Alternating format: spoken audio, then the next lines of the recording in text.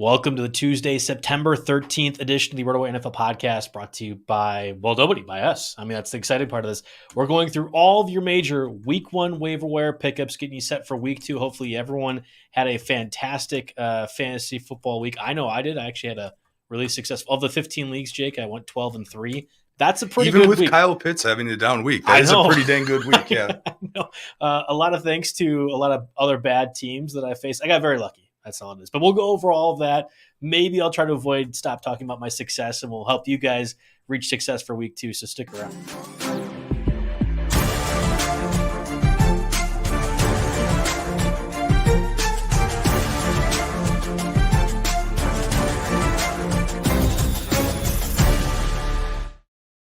Again, welcome to the Tuesday, September 13th edition of the RotoWire NFL podcast. Again, Joe Bartel, Jake Letarski, here every week, here to break down the waiver wire every week, every Tuesday. Got a lot of information, quarterbacks, running backs, wide receivers, maybe even a few tight ends that you can pick up and roster and hopefully start for this week to be successful. Before we do that, let's get a word from one of our sponsors, Bartel. Be honest, you care more about fantasy football team than your own hometown team, but playing in season-long fantasy can sometimes feel like you're dating your hometown. Same faces, year in and year out. Like, just enter Bartel. Bartel's Arena, you can import your season-long lineup to play anyone on your network in a weekly match for real money. With just a couple of clicks, you'll be matched with hundreds of other players with similar lineups you can choose to challenge week in and week out. We know you spend your hours every week pouring over your rosters, so why not? Why limit yourself? Enter the arena and send your first $10 match to receive a $50 bonus from us straight to your account. Offer only eligible for first match. Bonus funds need to be used on future matches and cannot be withdrawn. Go to Bartel.co/RotoWire. That's BETTLE.co/RotoWire to sign up and import your team today. That's Bartel.co/RotoWire. See you in the arena. You know who also missed being in the arena? That was Russell Wilson. Your $265 million QB ended up not participating on a critical 4th and 5 at his previous home stadium. Seahawks secure a 17-60 win, destroy my Survivor chances if I had played in week one. I thankfully do not play Survivor week one. The only Survivor I do is starting week two, and it's the Office RotoWire one. I would have absolutely picked the Seahawks, and I would have absolutely lost. But thankfully, I am not among those people who lost. And actually, there was a whole bunch of Survivor people. Colts, right? If you played... I think a tie keeps you alive, though, in the only Survivor leagues that matter. Don't talk about your dumb friends and family ones where ties are wins. Like the big circle one. That's a loss, right? Niners, loss. And Seahawks joining the equation, lost as well, too. Mm-hmm. Ravens were the only thing. Seahawks won. Broncos, I'm saying because of that. So... there was a lot going on with this game. First off, it felt a whole lot more like a Seattle Seahawks revenge game than a Russell Wilson revenge game. That's for sure. The crowd was absolutely electric, and I guess you can expect that. Doesn't seem to be having a whole lot of love there in Seattle, after kind of implying that he wanted to trade out. 12 versus 3, right? 12 is greater than 3. Signs those were good. Yes, there are a lot of those out there. Yeah, and you see that ESPN went out of their way to do the trader on the back of the jersey, show those fans and whatnot. I'll say with Russell Wilson, he's easy to love when he's on your team, as we're evident with the Badger days, but he's also easy to despise when he's not on your team. So I definitely get that. Kind of a corny, interesting fellow there. But beyond that, the fantasy of this, yes. So there was a point where I believe it was 3rd and 14 with about a minute 11, minute 15 left. The Broncos had 3 timeouts. They ran Judy was wide open across the middle. Russell dumped it off to Javonte Williams. It got him to 4th and 5. And then they just let the clock run and run and run they got up to run a play, had to call a timeout to avoid the delay of game. And then after the commercial, the kicking unit comes out, and McManus, I know he's got a leg, and but I also know this isn't Denver. His career long, I think, was 61, and they attempted a 64-yarder here. And of course, McManus is the team player saying on Twitter, "Man, I got to make that kick. That was my line to get. I got to do that." But Nathaniel Hackett, first-year coach there, is and former Packers, taking a lot of heat for that move right there. So that was Freddie Kitchens level stuff. I mean, we were already questioning if Nathaniel Hackett was the guy earlier this offseason because he's making some dumb comments about Alberto Quegmanoon and things like that. And I mean, I'm pretty darn convinced that he is a first-year fire coach, like Urban Meyer, Freddie Kitchens thing. Like we're done after the season. He's like that was. This is a game. This is a game you really can't lose, and you really especially can't lose it in that kind of fashion here. But to get into the fantasy of it all, this is this is very interesting. Geno Smith looked surprisingly competent. Yeah. You know, everyone wrote him off, but I guess he didn't read that book. That was his post-game interview, and he started out the game 17 for 18. So, the final stat line: 195 yards, 2 touchdowns, 14 rushing yards. Not going to blow up the fantasy world, but competent enough for a Seahawks team, especially if you're going to get that kind of performance out of your defense. The running backs on both sides of the ball, I thought, were very interesting. Rashad Penny didn't really have the greatest stat line, 60 yards rushing and just 2 catches for 7 yards receiving. But he looked pretty good in the open field. He showed some burst to me. He definitely passes the eye test as someone who can carry that backfield as long as he stays healthy. But the real thing fantasy managers want to know about is the Broncos side, right? Melvin Gordon got 5 more carries than Javonte Williams, but it was Javonte Williams who definitely seemed to look a whole lot more explosive. Javonte Williams was the guy who was targeted 12 times and caught 11 of them. So PPR monster, despite him not finding the end zone there. And fumbling, right? Yeah.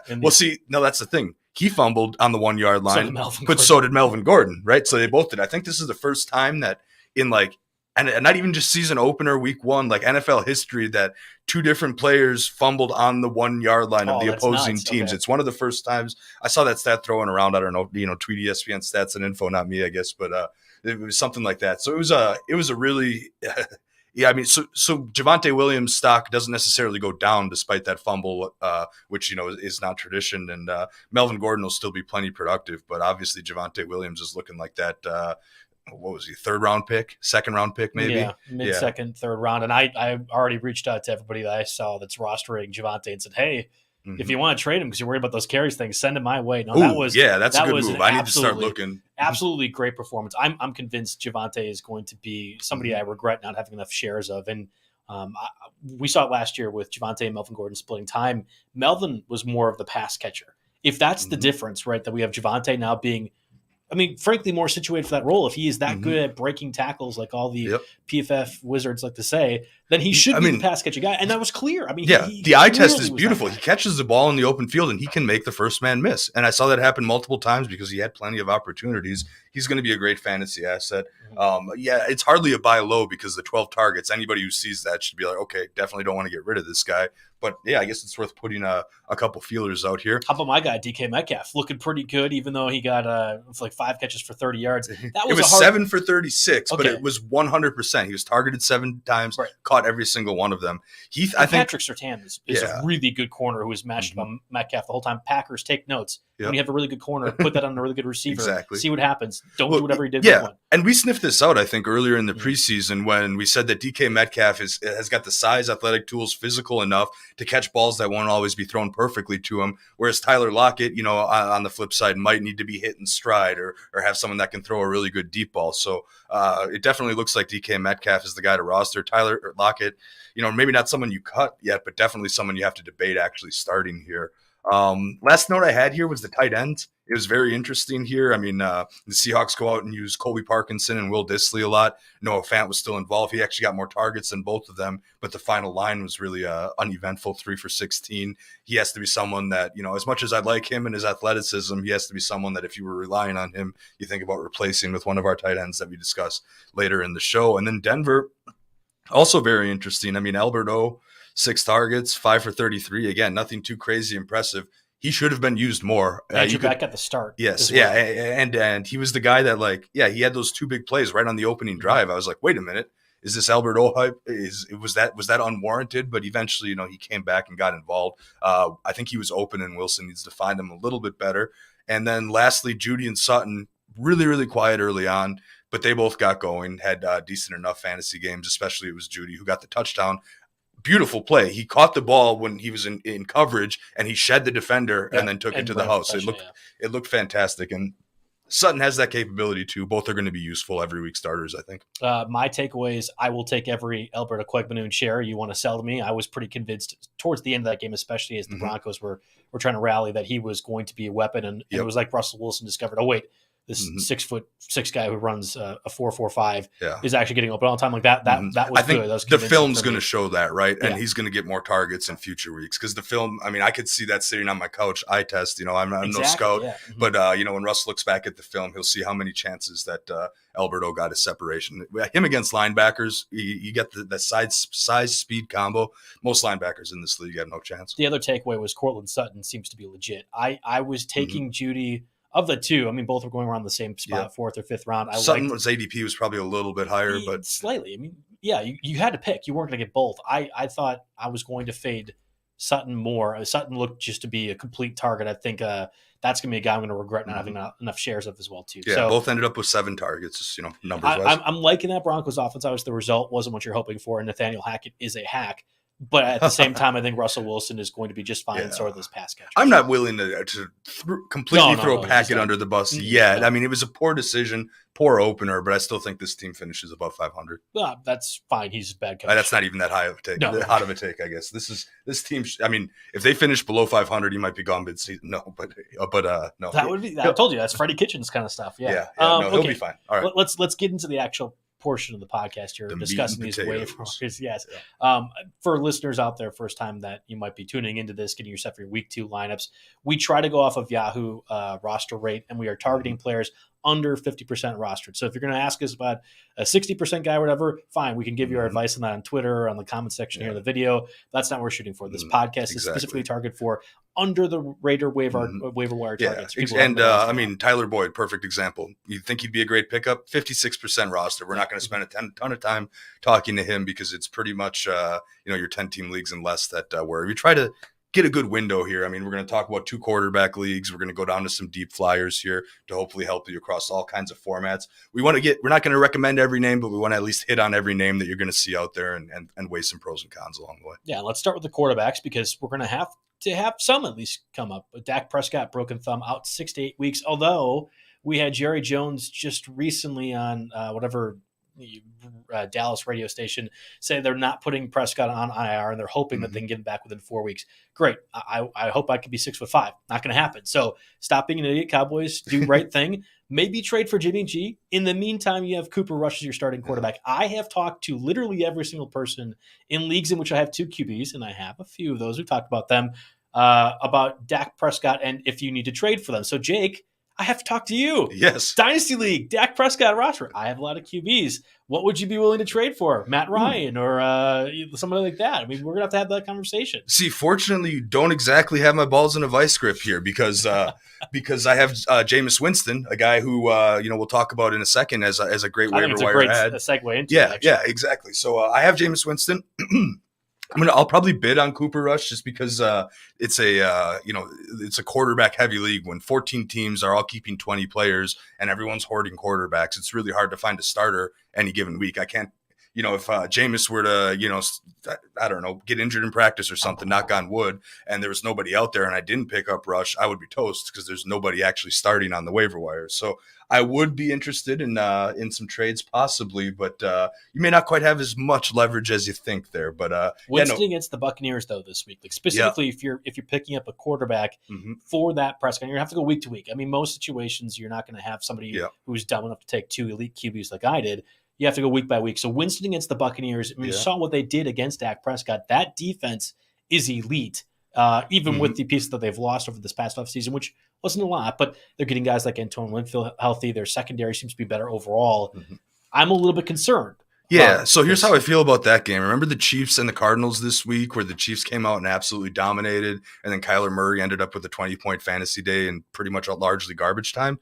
That's pretty much what's going to happen with Jameis. I could see them starting slowly and then getting some junk late, even though the game isn't as competitive. So I think he'd be fine, though I would prefer if we're streaming. I do like Matt Ryan, 43% rostered at Jacksonville. I think he's somebody that we can go to if we're streaming, or even lesser rostered is Carson Wentz at 14% at Detroit. Jalen Hurts looked like an absolute world beater against Detroit. Maybe Detroit's defense just isn't all that good. He gets indoors. And so I'd be looking for Matt Ryan or Carson Wentz for this week. But for long term, I think Jameis, and, we'll talk about his wide receiver weapons towards, once we get to that section. But I think Jameis is going to be just fine this year. Yeah, I think you're going to have to go week by week. And maybe maybe you have the options to think long-term. Maybe there is a Winston, you look at his schedule and say, okay, I can make do for 4 or 5 of those weeks and I have a roster spot to spare for Matt Ryan this week or a Carson Wentz. I think Matt Ryan is in that same caliber of week to week you can start him. Now, quarterback 14 isn't exciting, but when you have Dak Prescott and you're out for at least 2 months, yeah, you should be okay with getting a Matt Ryan or a Winston to that extent. From a budget perspective, I'm thinking single QB leagues, Jake. How much would you invest if you were a Dak Prescott manager? I think you could rationalize up to double digits. Again, I like to go to 10%. that. I like to go to that 12% maybe if you need to make sure you get somebody. But also, I think, there'll be guys under the radar a little bit more that you can probably get for cheaper. So, like, if you don't necessarily need that quarterback, but are just looking for, a backup, or maybe you don't have a ton of faith in your original guy, I think the standard is going to be 5 to 6%, a $5 to $6 bid for your top guy, with the reason being because you should be able to get Matt Ryan for a $3 to $4 bid, or Carson Wentz for a $1 to $2 bid, or percent. I guess I'm generally working off of $100 budget. And even if that doesn't work out, I mean, you probably don't want to be starting like Jacoby Brissett against the Jets, but that doesn't seem to. Daniel Jones against the Panthers. Those are, they're less attractive options. The one guy that comes up in a lot of waiver wire shows this week is Marcus Mariota. I think Jeff called him in his sneaky ads yesterday. He said he was basically getting like Jalen Hurts stats or Kyler Murray stats for a much cheaper price. Because what did he run for 72 yards? He was running early on. We'll see how long that holds up. The problem is I don't love Marcus Mariota at the Rams next week, having to deal with Aaron Donald. I know they didn't look good against the Bills, but the Bills are the best offense in the league. Perhaps I imagine the Rams defense will come around. So I don't love Mariota against the Rams, but I think longer term, as long as he can stay upright there, I think he's going to be plenty serviceable in that offense. I tend to agree as well, too. Now, in 2 QB leagues and super flex ones, the likes of Davis Mills and Geno Smith and Jacoby Brissett have already probably been picked up. Yeah. Would you say that you would want to start 8% against the Jets? Obviously, Jets defense looked miserably bad. That whole team was miserably bad against the Ravens last week. But Jacoby Brissett, who was also miserably bad, he did okay against the Panthers. I don't know. That's where my questions lie with him. Yeah, and that's where you have to look. Do you look at that bottom of the barrel guys that were maybe taken, maybe not, or do you go to Cooper Rush, or do you go to we didn't know last week, but Zach Wilson's going to be out until week 4, so it's pretty much the Joe Flacco show in the meantime. Doesn't look a whole lot better there. I wouldn't touch him against the Browns this week. Myles Garrett looking like a monster out there. The other interesting situation is Mac Jones. He's had back spasms. He had some x-rays there, negative. Back spasms, don't just go away necessarily. Right. And, he says he could play week 2 at Pittsburgh. If not, it's Brian Hoyer time. Man, I know TJ Watt has that pectoral thing, and, maybe it's not as bad as we thought, but Minka Fitzpatrick and that Steelers defense looked absolutely nasty. That was the CBS primetime game here in Wisconsin. So that was the second TV with Red Zone on the first TV. And every time I looked, Joe Burrow was turning the ball over, just getting smoked. So I don't really want to touch those Patriots either. I guess I would try. I tried Geno Smith. I guess out of that whole group of 5-6 names we just mentioned, Geno looked good against a pretty decent defense. He's got to go on the road again. The San Francisco defensive matchup isn't necessarily a good one, but you kind of grab him and hope that you can get something, consistent long-term, because I don't see that from really any of those other names. This is why I hate playing in super flex leagues, is because I don't want to have to debate the value between Cooper Rush and Bailey Zappi and Brian Hoyer. Like, these guys are all garbage. I guess I didn't mention Zappi. Zappi's the rookie on New England after. So it's Mac Jones, Brian Hoyer, who's got some, Bill Belichick familiarity, and then Bailey Zappi, the rookie. Zappy's I'll be honest, the athletic I know guy. nothing about. He can do the running stuff, and I think would be a mobile option. And maybe that's. I mean, we need confirmation. If Zappi's starting, that would be a guy out of that group. Not Geno Smith. I think Geno Smith is actually a tier above these guys I'm mentioning, but Zappi would be. Yeah, I mean, if you're down that low, that's you think about grabbing Taysom Hill, Well, he's a tight end, though. I saw he was quarterback eligible in Yahoo. Was I wrong about that? Okay, I guess that's fine. Everywhere I play, he's tight end. So you're hoping for the best, I guess, but I'll confirm that in a second if we move on to the next one. Yeah, the Jared Goffs and Daniel Jones of the world. Daniel Jones was 25% rostered, as according to Yahoo, against the Panthers, and Goff against the Washington Commanders at 21%. I actually would rather have the Geno Smith, maybe not against the Niners, but I'm not going down to that tier. I think Daniel Jones in this match against the Panthers specifically could be a bit more in trouble, although I actually had the Giants. Oh, I had the Giants at least covering the 6.5 spread against the Titans. I didn't know if I was expecting a win, but for 3.5 quarters, they were not that good of a team. Certainly Daniel Jones was, and then obviously came alive. Daniel Jones was really getting a mouthful from what Gables or coach on the sideline. I didn't see that clip, and now I'm a little upset because everyone keeps mentioning it. But well, maybe that's what he needs. A coach needs to get in his face like that. Oh, it's possible. All right, let's take a break, get a word from our sponsors here. The video audience, stick around. We'll be right back. Okay, so let's dive into the running backs overall now. Obviously, Elijah Mitchell, painfully. This is why I can't celebrate my 12-3 across 15 leagues, is because Chris Godwin, who we'll talk about later on, and Elijah Mitchell were probably, I think, I had 4 of my top 5 rostered players. Like that was in my category. So, and you're not willing to listen to any Kyle Pitts offers?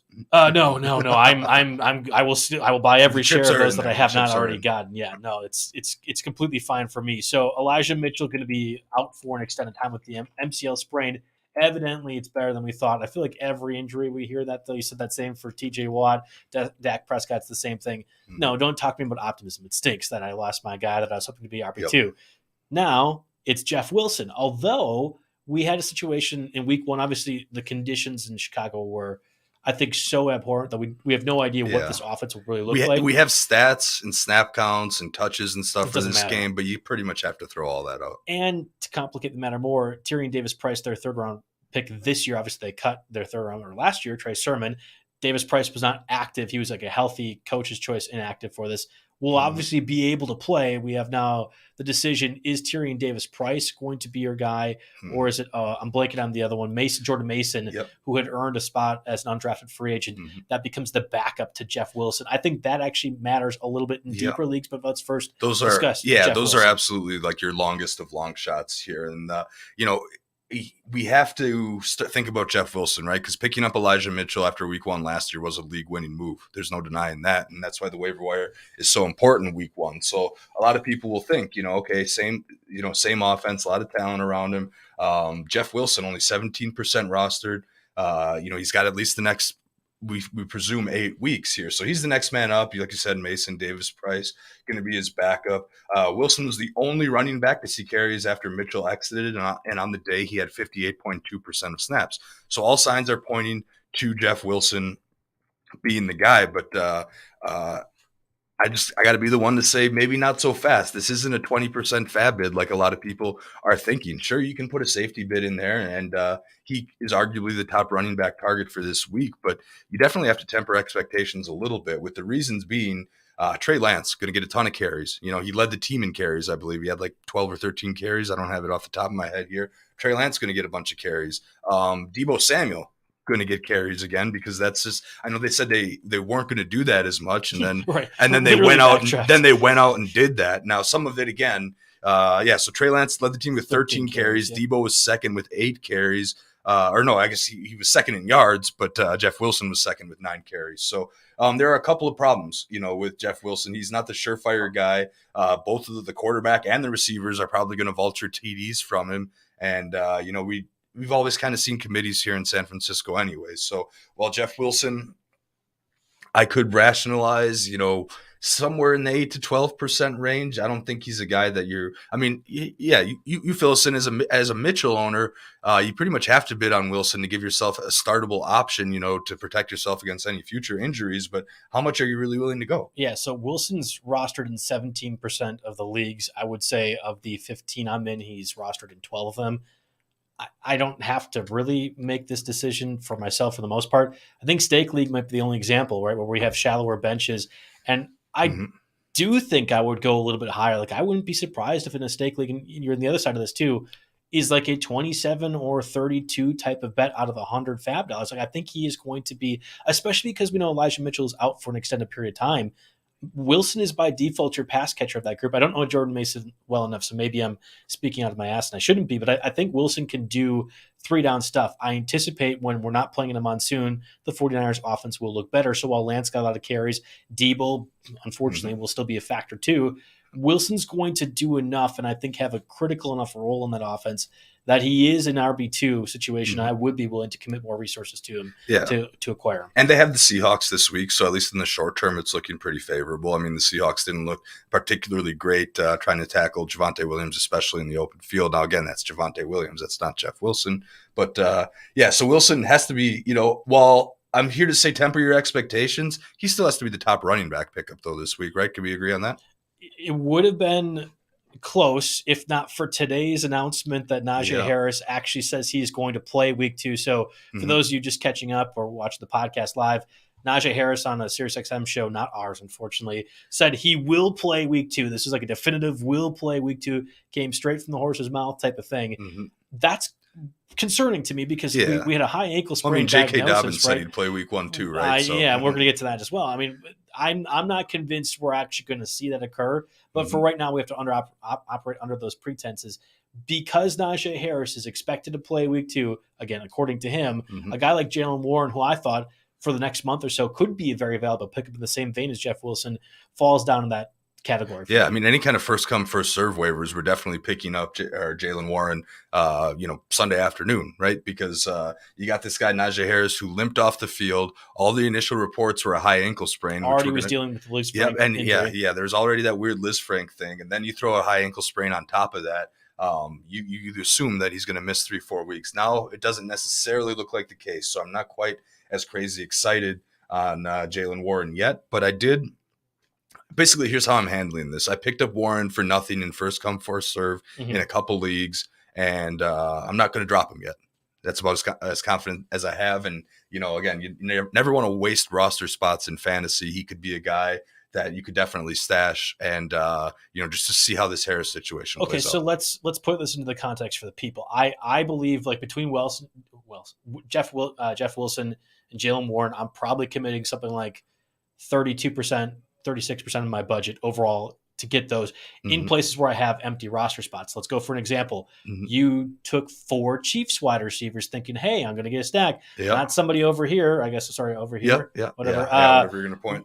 Would you commit to picking up one or maybe both of these guys over a Sky Moore or an MVS where it's clear they are not going to be consistently relevant? You're taking your rolling the dice chances on these running backs, or do you wait it out and say, hey, these wide receivers? And there's a lot of other examples. I was just picking on you for this. Definitely pick on me for that. I deserve it. And I knew this was going to happen. I took the guys knowing that 1 or 2 of them were going to be on the chopping block relatively early here. And this seems like a perfect situation to maybe rid yourself of that problem. Exactly. And I mean, the evidence in Kansas City was Sky Moore under 20% of the snaps, only caught 1 catch, only targeted 1 time, below, half as many snaps as Mecole Hardman, less than even Justin Watson. I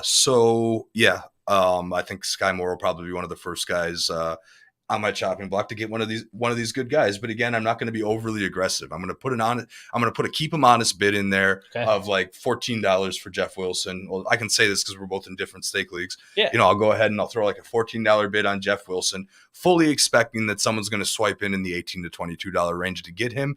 But it's the thing. It's like, I'm fine cutting Sky Moore if I can get Wilson for $14, but if I have to pay a third of my fab budget, then maybe I'd just rather hold on to Sky Moore another week and see what it gets me, because I don't have to struggle to set a lineup next week. It'd be different if I had a multitude of injuries and needed to pick guys up. Like me, like Alan Lazard, Chris Godwin. We're talking about stake league specifically, and we shouldn't be. This is a 14-team. Exactly. People are really smart in this league. I would imagine in your 10-team league specifically, you're right. You can operate under that pretenses of, all right, I'll just do 10 or 11% if I really need a running back, and even less so for Jaylen Warren. I think in smarter leagues, more than likely Jeff Wilson and Jaylen Warren are picked up already. So you aren't going to be able to have this conversation either way.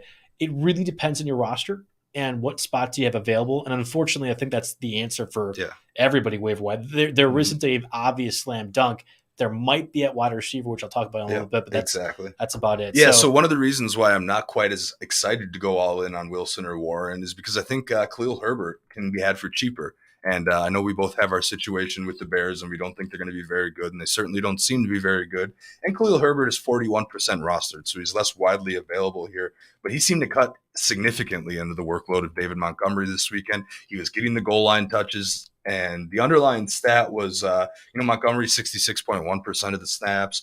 Herbert was down at 28.6. But when Herbert was in, he was getting the work here. And Herbert was, by all intents and purposes, more effective. Now, we just talked about that monsoon game maybe not being the best representation of the backfield share, though. But I'd almost rather get Herbert for $0, $1, $2 than, have to spend a lot of money late and kind of wait for more of save the fab money for more of a slam dunk pick later on. Yeah, and I would imagine most people in leagues where Herbert is available, you could probably go ahead and get him and do just fine over a Warren or Jeff Wilson. Mm-hmm. Like I think, again, 41% rostered. Almost half of the people in fantasy football, at least in Yahoo, are having Herbert on the roster, and they should. He's a really quality backup, but that's what he is. He's a backup in my mind. Sure. And I think the playing time splits, again, Montgomery at 66%, Herbert at 28%, tells us basically how this will go. But the goal line touch is what makes things very interesting. That varies like week to week. You can scheme things a certain way. It's not like Montgomery isn't a good touchdown scorer over the course of his career. They just might have had game plans specifically for Herbert, which is fine. The Rex Burkhead thing I think is a little bit interesting to me. Obviously, this crushed the dreams of many who had Dameon Pierce among the top 4 or 5 rounds at running back. That was dumb anyway. I did that, so it was definitely dumb. I only did it at the end because I just wanted some exposure. Yeah. But we had Rex Burkhead with 19 touches compared to Pierce's 7. Yeah. And the snap distribution was just way out of whack. 72.1% to Rex Burkhead, 27.9% to Dameon Pierce. I know Rex Burkhead's a little dynamic. He's fine catching the ball out of the backfield. I am not as confident that this will hold up necessarily. It feels a little bit like almost like the Jags last year when Carlos Hyde was dominating the backfield shares over James Robinson until Urban Meyer got a little bit wiser before he was ultimately fired. And, the Jags eventually made the right decision there. But it feels a little bit like that, right? You're more comfortable rolling out your veteran week 1 and working your rookie in a little bit more as it goes. So I definitely don't have Pierce even close to being on my cut list. And I'm not super aggressive on Burkhead. No. Other backups here, we got Dontrell Hilliard, who had the touchdown reception, I think, near the goal line. That was interesting. 2 touchdown receptions, I believe. 2, thank you. Yeah, and obviously, I think from I'm saying obviously too much. It's not obvious. There wasn't a clear indication Hilliard was going to be the backup, even though we had that play out last year to Derrick Henry. I think if you have Derrick Henry in a roster, this is Jake's turn to talk. Yes, here. Exactly. You should be rostering Hilliard if you have space available. That is valuable roster space enough for me. I'm curious if you, who's rostering Derrick Henry far more than I am, feel the same way. Yeah, absolutely. So I actually drafted Hilliard. This was a good guess all the way back in June in the Sirius XM league. It was the one where I took Henry 5th overall because I have all that confidence in him. I drafted him, guessed he was the backup. I guess that works out. And I might be looking to back him up in other leagues. I wonder if he'll be available in Dynasty, and that'll make a decent a bid on him. I think he should be. I think in PPR formats, he might have a little bit of week-to-week value too, as a desperation flex play. Like, not that you're throwing them both out or you're throwing Hilliard out there confidently, but if he's going to get this kind of usage, they're clearly more confident in him. He showed some big playability last year when Henry was out. There's Deonta getting the carries, but then it was Hilliard who was doing the explosive things. I completely agree. Would be super explosive. So I remember being in some Henry leagues where I was knocked out of the playoffs. I remember I played spoiler by picking up Dontrell Hilliard last year, and so I think he's someone that I would think you don't need to pay a high price. Now, people might be blinded by the 2 touchdowns a little bit and might think he's suddenly the top pickup, or if people are just sorting by points scored week 1 running backs and they saw that he had 20 points. Yeah, they might, but he's a guy that he's definitely a target too. He's in one of these lower price backup bids that's worth adding to your roster. Any other running backs that you want to discuss about, Jake? Yeah, I mean, I got to mention Jamal Williams because he was getting some goal line work, and he's 48% rostered. So, I still think this is the Swift show, and it's going to be very frustrating week to week picking Jamal Williams weeks. I could see you picking him up and then him having a 3 fantasy point week and then cutting him and then going back. I don't know about 3 fantasy, especially in PPR. I think he's going to be more of a factor. Like, I think he's a worse version of J.D. McKissick, and McKisson's like guaranteed 8 to 10 points every week. Mm-hmm. So I actually think Williams is fine to say with a little more touchdown upside. That's exactly like you can make that work if you really have to. And I have Williams everywhere. I was taking him as like the 14th or 15th round, whatever, RB5 or 6. That's fine. So it's a conservative play. You kind of know what you're getting, but he definitely maybe doesn't have the ceiling as someone like Jeff Wilson. Yeah, no, I completely is how we think of that. I feel like we need to mention Brian Robinson, 45%. Reports came out since our last show that he could return from his knee injury by week 5. And then, this pains me to mention this guy, but apparently Alvin Kamara came out of week 1 with a bit of a rib issue. We'll have to see, how the Saints handle that and what his practice time will be this week. But Mark Ingram clearly is the guy there if Alvin Kamara is out of commission. So he's someone, that you throw out there. Do you want to talk about cuts at all? Want to try to do that? Well, I had said everyone at the office Thursday was probably the best victory lap day I could have because I was pretty convinced Cam Akers people were wrong, and that didn't look good. I was pretty convinced Gabe Davis was going to be good. That was just fine, and I also was not very committed to Allen Robinson. And after Thursday, that all looked really good. Everything, of course, went downhill. Can you join the club with? I have 0 Cam Akers and 0 Allen Robinson across anything, but maybe a couple best ball. I this have year. 1 Allen Robinson. It was intentional. I won't even lie. I actually am fine buying Allen Robinson, but Cam Akers, no. You put on the document should we cut Cam Akers and say JK? No, I might actually. I'm not.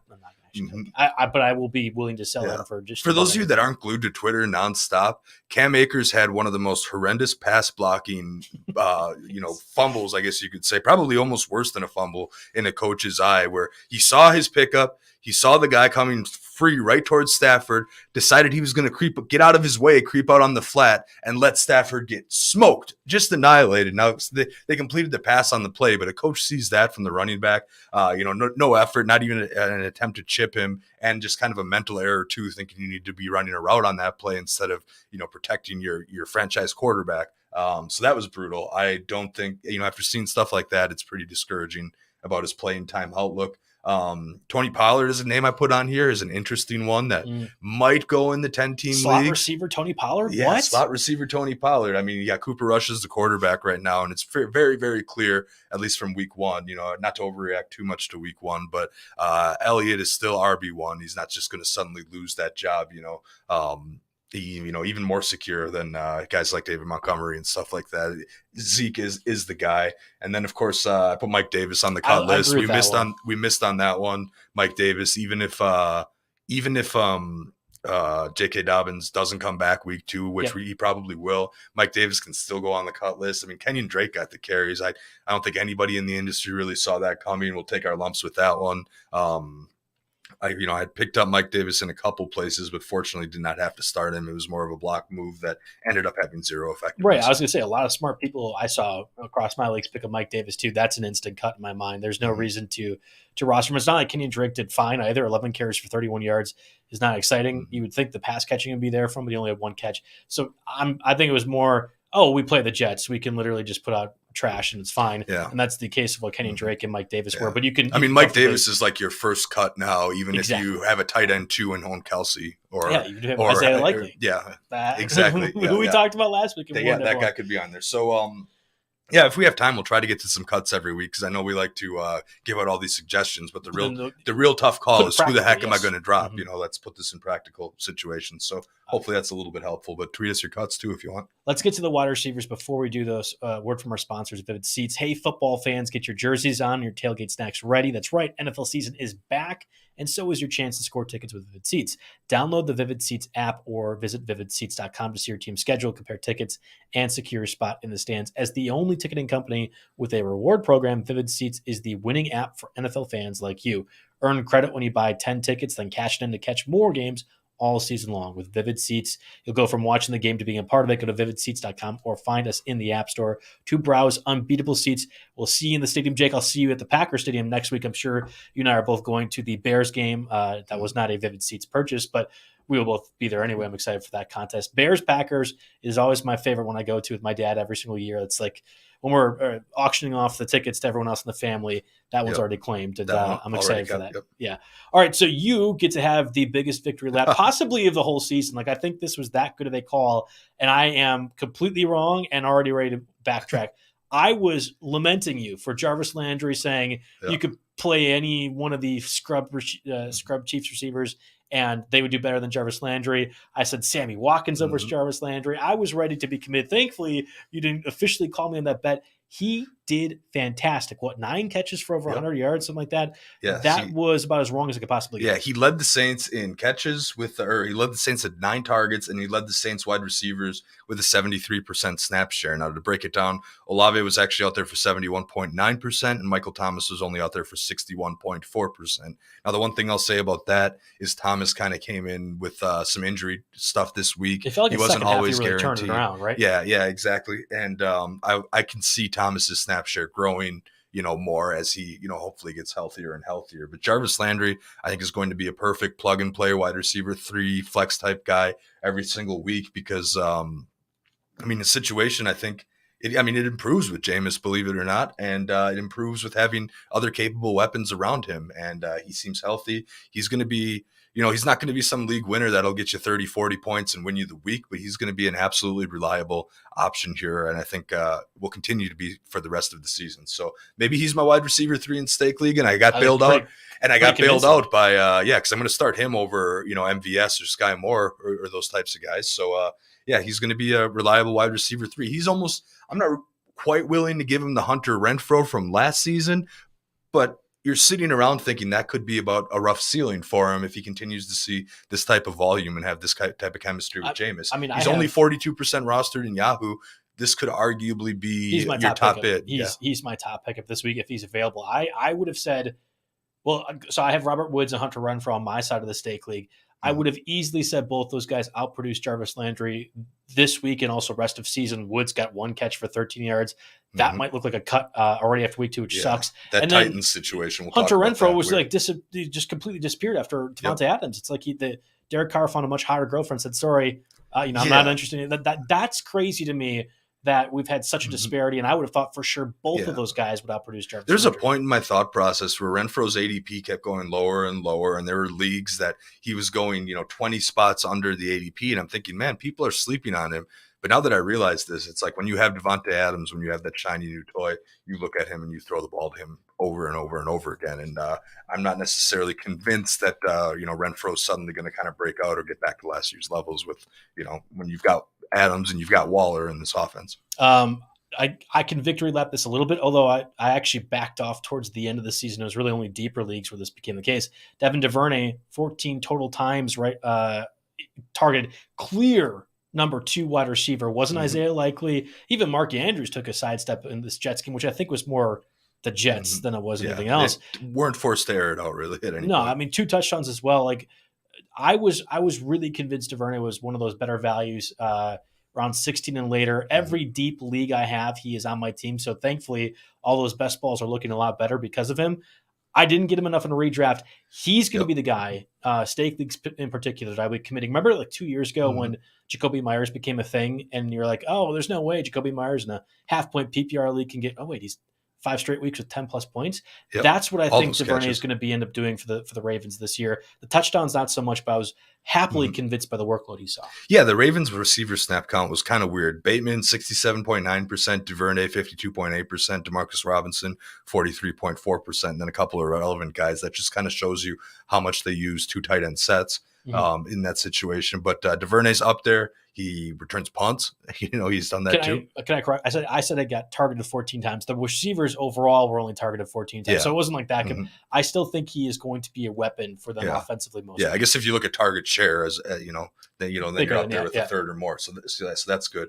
We've like a lot of guys around here, a lot of smart minds around here have liked DuVernay over the years, and now he's finally getting his chance, and it looks like he's going to take advantage. He's absolutely somebody that I put, if you're looking for wide receivers, he's my next bid after Jarvis Landry. Do you want to tee me up for the Keenan Allen news as the guy who has him on Dynasty? Yes, I don't see anything new news-wise. 51 minutes ago from now, we have Keenan Allen may have avoided long-term injury here. But it looks like he's got a hamstring injury. He didn't play a whole lot in Sunday's game. He left in the second quarter. Yeah, left in the second quarter, exactly. So he didn't play a whole lot. And we have a short week here for the Chargers here. So, Mike Williams had 92.3% snap share in that game, but I saw a funny tweet. I got to kind of log this, but they were like, "Oh, he was just out there getting his cardio in because he wasn't a factor at all in the offense." Right. Yep. They completed receptions to 9 different receivers. Mike Williams only got 2 of those catches. It was all over the place. So here's my thing. I look at the box score and then I look at kind of the usage here.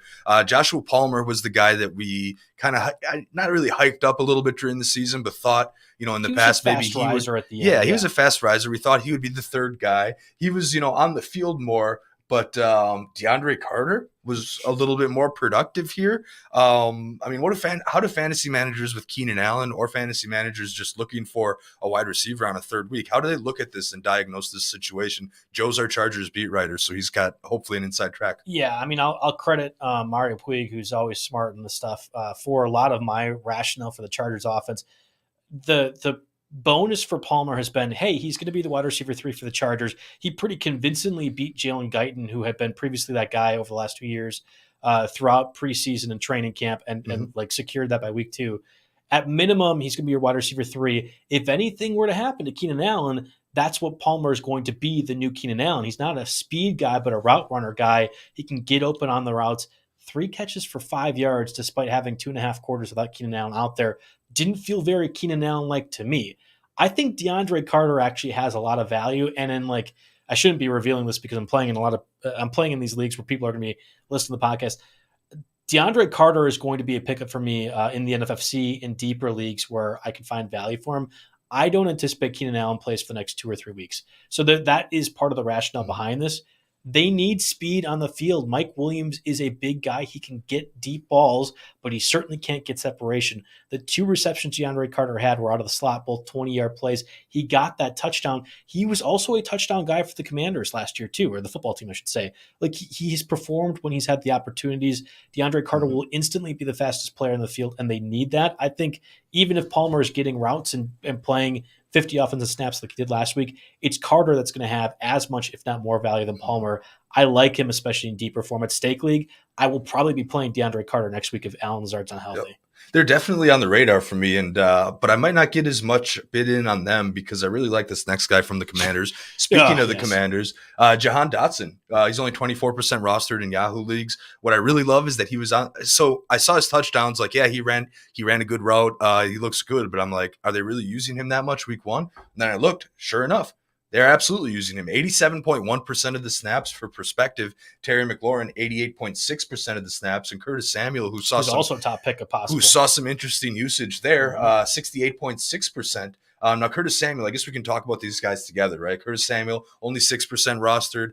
People kind of figured they knew what they were getting from him a little bit, someone that can run the ball a little bit, maybe a sneaky gadget in the red zone, also can get separation there. But Curtis Samuel, 6%, Jahan Dotson, 24%. Samuel, I saw, had the highest routes ran rate out of all those receivers. So basically what that's saying is when Samuel was on the field, he was definitely running routes and they were looking to get him involved. So that can sometimes make up for a slightly lower snap share.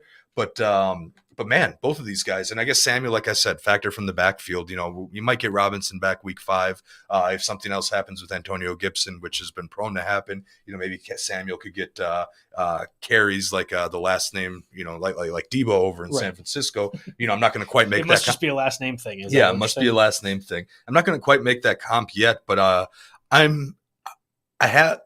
I guess I might put some small bids in for Samuel, depending on what my roster looks like. But I'm more intrigued by the unknown, I guess, of Jahan Dotson. He's a rookie, right? Because he's the rookie, and he comes out. Rookies need some time to get acclimated. Even Jamar Chase, I can't remember how he started, but even these guys tend to need some time to get out. You look at Sky Moore, you look at Chris Olave, you look at Traylon Burks, all these guys. Wilson from the Jets. They all seemingly need a little bit of time to get acclimated here. Whereas Jahan Dotson was immediately on the field a ton and immediately part of the offense. So I'm very intrigued there with what might happen there. And he could be a guy that, it's more of a Jarvis Landry's kind of your safety play. Jahan Dotson, you're bidding, hoping for a home run play. Yeah. Tech whiz Harry Thomas, we've talked about in the past podcast. He asked me today, what was your biggest surprise from week one. And I had to think about it a little bit because I got a decent amount of things correct. And I was going back to all the Ask an Expert questions I'm answering Friday and Saturday. And they were naming off 4 or 5 different receivers, the Wan'Dale Robinsons and Jarvis Landry was in that equation too. Got that wrong. And Jahan Dotson is like, which one of these crappy wide receivers should I play? And I'm like, just play this crappy receiver and cut Jahan Dotson. Like I apologize to anyone whose questions I answered Friday and Saturday because I couldn't have been more wrong about that situation. I agree with you. As somebody that is going to need at least one wide receiver, if not 2 in the stake league and other deeper leagues, Dotson is absolutely going to be one of the guys I consider, and I will be investing a decent amount to make sure I get that position solidified. I have Robert Woods. I have Hunter Renfrow. I will consider, especially Woods, but even Renfrow, dropping both for any one of these guys that we've mentioned over the past 10 or so minutes. I think all are more quality options at this point. We definitely like Landry, probably more as an ad, but here's kind of how I see it. Like if you're starting lineup set and you don't need a starter, then maybe you consider Dotson over Landry, just hoping for the home run play. But if you need a wide receiver 3 right now, I think Landry will be safer and more reliable week to week. But Dotson, again, you bid for that upside, and who knows, maybe it's a league-winning bid. Yeah, I completely agree. Other receivers, just to note while I'm answering questions here in the chat, DJ Chark, I mean, he's been a proponent of this podcast now, or we've been a proponent of his on the podcast over a couple of years. I was convinced with Jared Goff, who can't throw more than 5 yards as your QB, that's not going to work. Well, he's still an NFL starting QB. So by default, he probably can throw more than 5 yards. Chark ended up being successful. I like him from a talent perspective. It's always been a bad situation. I'm not convinced there's going to be 70 points scored total in Lions games in the future, right? This was 38-35.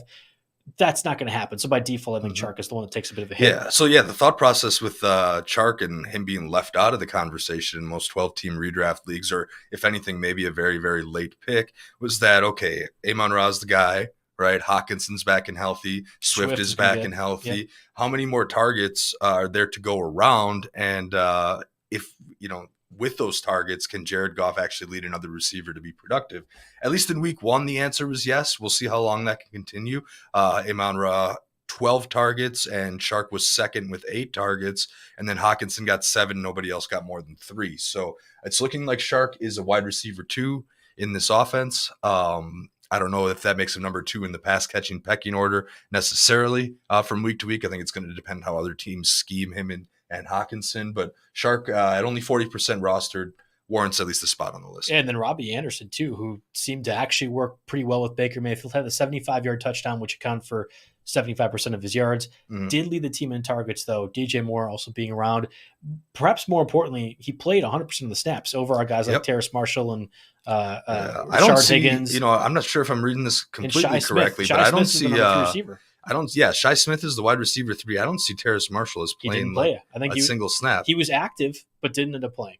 Yeah, okay. I just wanted to make sure that there wasn't like some ID thing on our page that was making him not show up. But 100% of the snaps, that's certainly encouraging. He's got Baker Mayfield's trust. We've seen him do it in the past. I mean, he has been it was only a few years ago that he was arguably a league-winning pickup after leaving the Jets and catching on here with Carolina. I mean, he had a 1,000-yard season in 2020 with Carolina, 95 catches.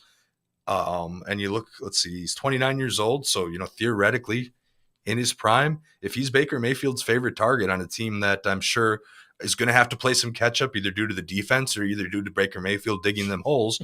Both. Yeah, or both. Hey, Robbie Anderson at 11% is definitely an under the radar name that might be able to help your team. Just long shot names, guys that are under 5% rostered for the most part. Greg Dortch, it felt like every time I was watching the ESPN box score updates for Cardinals Chiefs, Dortch getting target. Dortch. There's a lot of Conor McGregor. Who the F is that guy?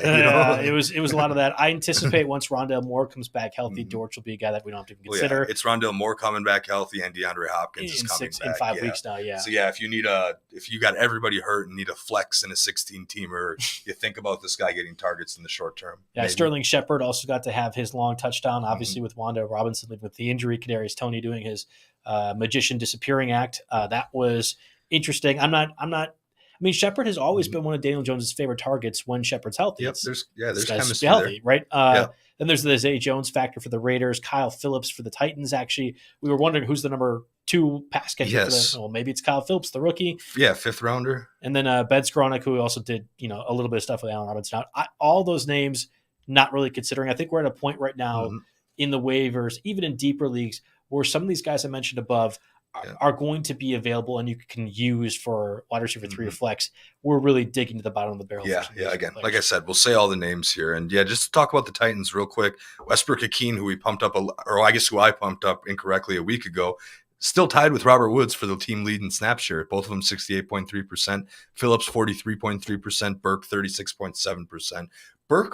Burks looked good when he caught the ball. He looked pretty good in the open field, at least from what I was able to catch watching that through red zone. So I think Burks who again, they put a big emphasis on getting him going in the preseason. I think he'll slowly start to see that snap share grow for Burks. So he's, despite only being on the field for a little more than a third of the snaps, Burks is definitely not even close to someone I'm considering cutting yet. I think we'll see his role grow a little bit. I agree. Even if Kyle Phillips, another rookie, seems to have carved out more volume in the short term.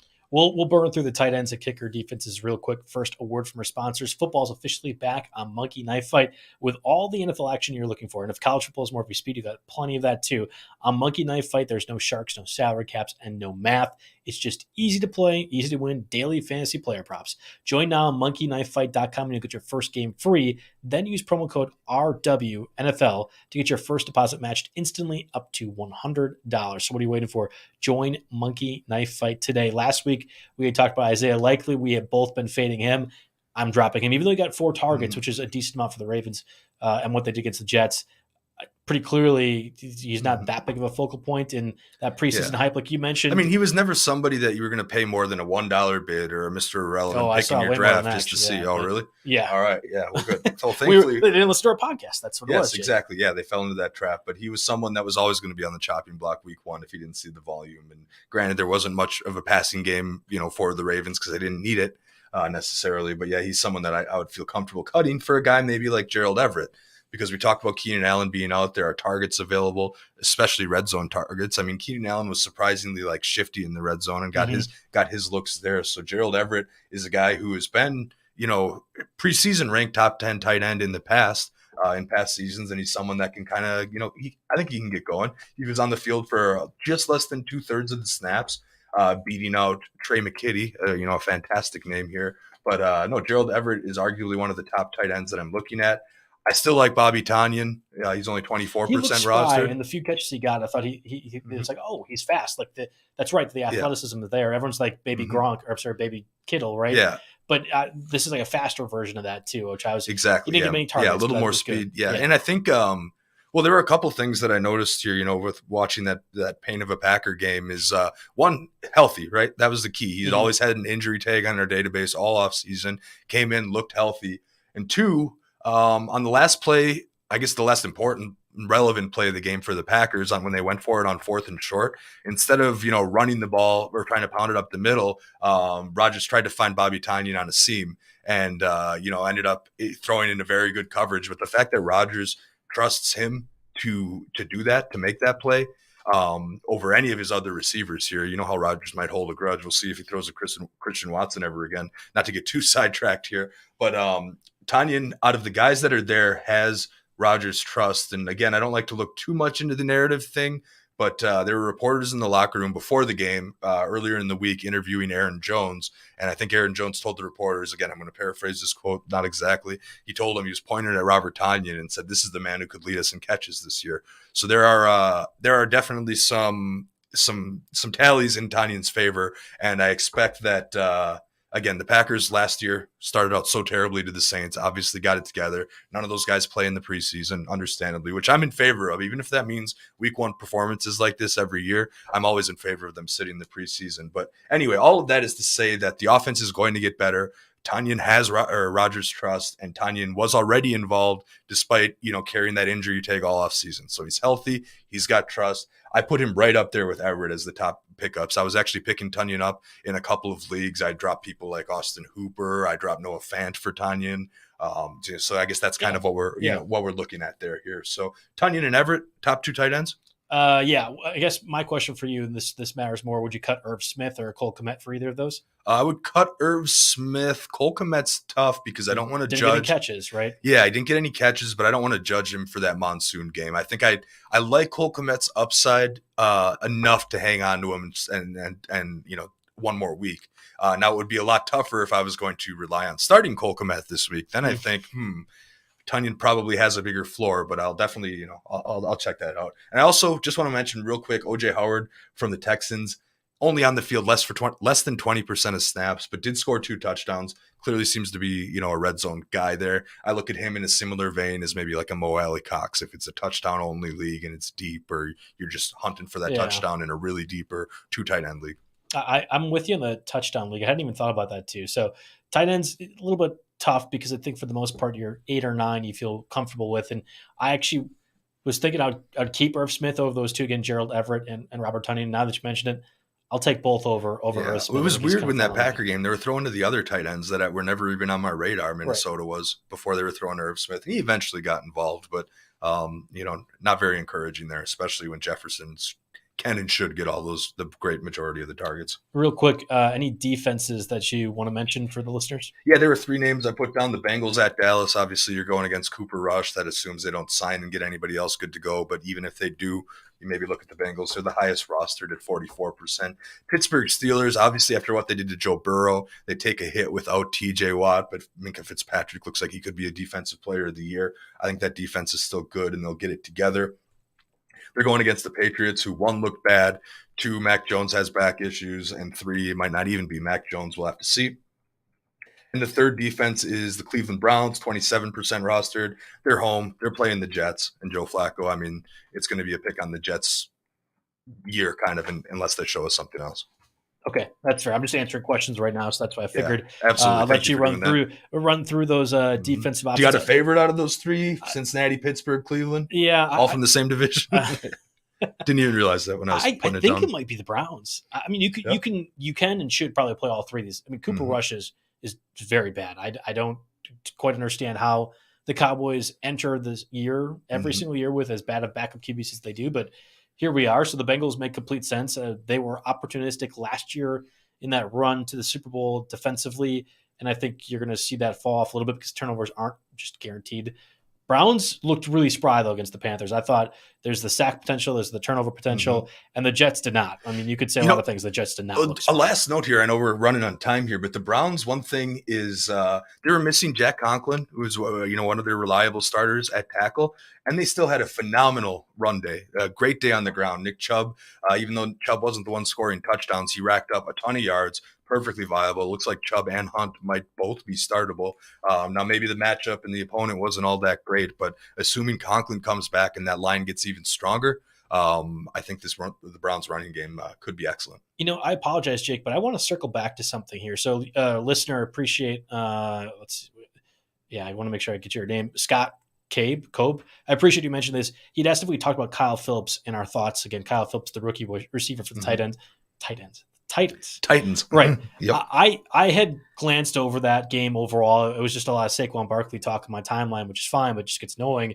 He played 31 of the 65 possible snaps. Yeah, 43.3%. 6 catches for 66 yards. I mean, if Robert Woods and Westbrook-Ikhine aren't going to do anything and Burks is still working his way there needs to be a second target for the Titans. And I don't think that team is good enough, especially defensively, to just use Derrick Henry the whole time. Does he have more value than we're thinking he might?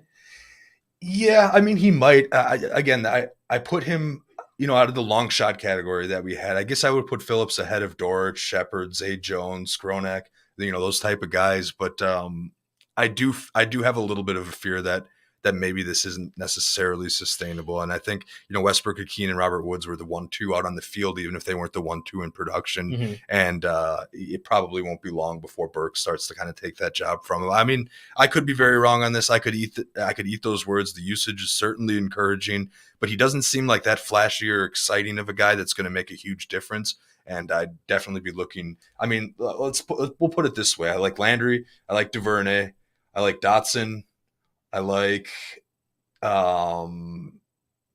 Shark and Anderson. I know. I mean, those are 2 clearly guys. Yeah. So those are the 3 guys. I think I like Shark and Palmer, maybe even Samuel and Anderson. I guess Anderson I'd rank ahead of. I'd actually rank Anderson. Now that I think about it and we talk through it, I'd rank Anderson ahead of both Palmer and Curtis Samuel. Here, the 100% snap share. He was like one of the last names I thought of, and I was like, oh, he just got it all on one play.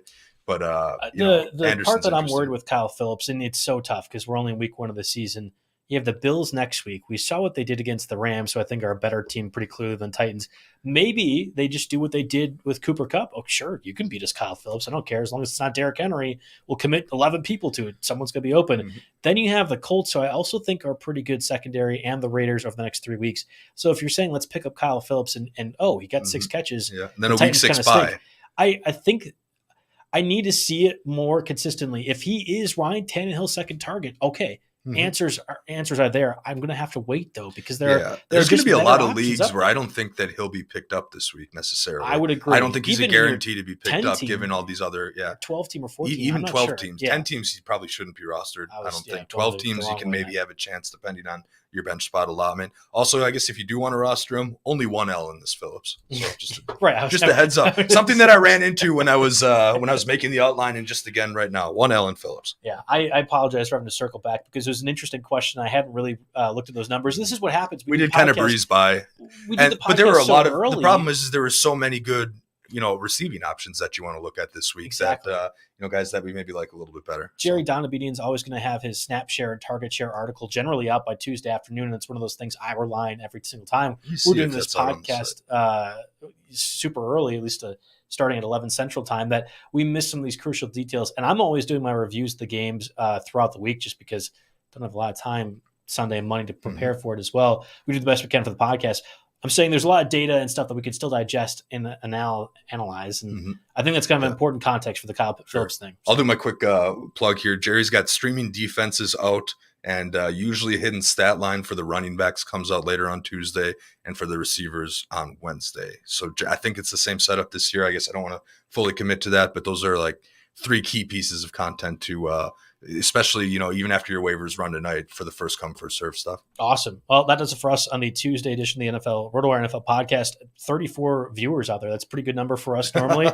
We get a lot of listens to the podcast. And we're just getting ready for the drive home, right? That's what I'm saying. Just want to thank you guys out there listening, whatever platform you do. It's always great to get that push. This will be also out later on wherever you're listening to your podcast. Which you'll probably be aware of because you're hopefully listening to it. So we'll be back again next week going over all these waiver wire. Hopefully there's more obvious decisions. I think there's a lot of good value right now, but you got to be able to find it. And hopefully we're able to direct you in that spot. So thank you everyone for listening.